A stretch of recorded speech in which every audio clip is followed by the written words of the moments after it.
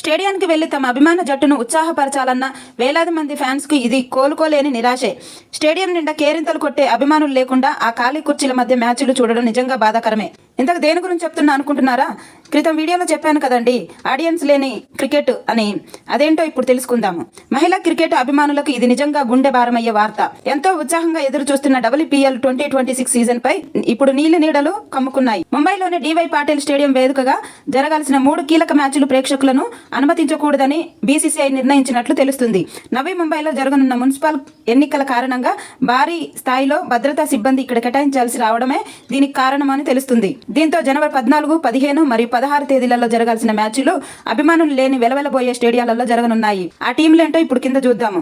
జనవరి 14న Delhi capitals versus UP warriors. జనవరి 15న Mumbai Indians versus UP warriors. జనవరి 16న Gujarat giants versus royal challengers Bengaluru. Thank you.